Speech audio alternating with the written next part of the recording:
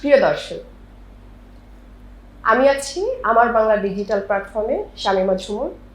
আজকে আমরা কথা বলবো খুব অল্প পরিসরে ফ্যাশন নিয়ে। ফ্যাশন ট্রেন্ড, ফ্যাশন সচেতনতা, এগুলো আসলে কি? আমরা কি ফ্যাশন বলতে কি বুঝি? খুব দামি কাপড় চোপড়, ভারী মেকআপ, এগুলো আসলে কিছুই না। ফ্যাশন সম্পূর্ণ নির্ভর করে আপনার ট্রেন্ড অনুযায়ী, আপনি যেই অবস্থায় আছেন, আপনি যে কৃষ্টি কালচারে আছেন, সেটার উপর নির্ভর করে আপনার ফ্যাশন। এবং সবচেয়ে বেশি যেটা গুরুত্বপূর্ণ সেটা হচ্ছে আপনি এটাকে কত কমফোর্টেবলি এবং আপনি কত সুন্দরভাবে এটাকে ক্যারি করতে পারেন। এবং সেই ফ্যাশনকে আপনি যেটার মাধ্যমে আপনি আপনার ব্যক্তিত্বকে প্রকাশ করতে পারেন। ফ্যাশন কিন্তু একটা যোগাযোগ মাধ্যম। যেমন ধরেন, আমাদের ফ্যাশনের একটা প্রধান অংশ হচ্ছে, মেয়েদের যদি বলি, শাড়ি। আমরা যদি ভৌগোলিক যে কোনো অবস্থানে আমরা যদি শাড়ি পরি, তাহলে অনেকেই আমাদেরকে স্পট আউট করতে পারবে যে এটি আমরা কোন এলাকার বা কোন ভৌগোলিক অবস্থানে আমরা আছি।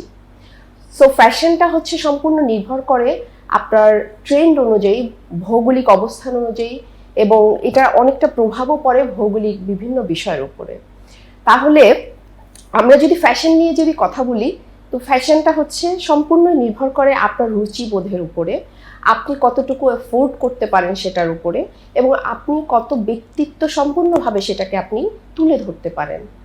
সো ফ্যাশনকে আমরা কোনোভাবেই আমরা এইভাবে বলতে পারি না যে ফ্যাশনটা হচ্ছে সম্পূর্ণই হচ্ছে খুবই ফ্যাশন করতে হলে সেই ক্ষেত্রে আমাকে অনেক বেশি টাকা পয়সা খরচ করতে হয়, বা অনেক বেশি দামি মেকআপ ব্যবহার করতে হবে, পুরুষের ক্ষেত্রে দামি স্যুট প্যান্ট বা এই।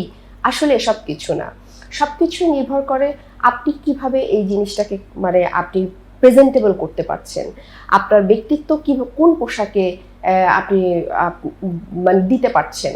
এবং সেই সাথে সাথে আপনাকে মনে রাখতে হবে যে আপনি কোন অবস্থানে আছেন, কোন অবস্থায় আছেন।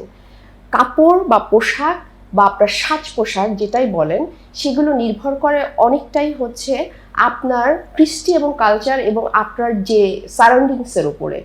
আপনি এমন একটা হয়তো অনুষ্ঠানে গেলেন, সেখানে আপনার পোশাক কীরকম হবে সেটা আপনি কিন্তু বুঝতে পারবেন যে আপনার পোশাকটা আসলে ওই জায়গাটা কেমন হওয়া উচিত।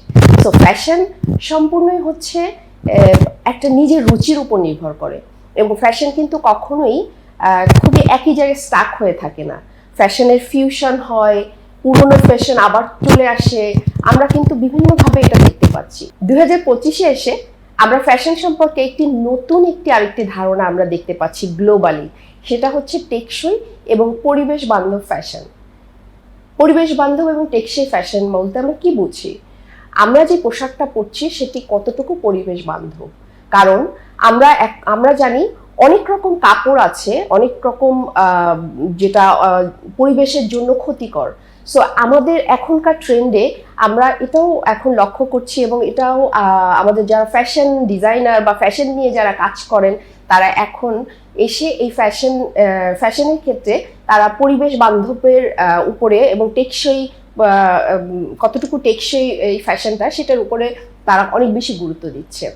সো ভিউয়ার্স, আমরা যদি বলি যে ফ্যাশন সম্পর্কে আমরা কতটুকু সচেতন, তাহলে আমি বলবো যে আপনি নিজেকে প্রশ্ন করুন, আপনি নিজেকে দেখুন, আপনি আপনার রুচি, আপনার কৃষ্টি, আপনার কালচার এবং আপনার অবস্থান অনুযায়ী আপনি কতটা কনফিডেন্টলি আপনি আপনার পোশাকটাকে আপনি ক্যারি করছেন, আপনি কতটুকু প্রেজেন্টেবল করছেন, সেটাই আসলে ফ্যাশন।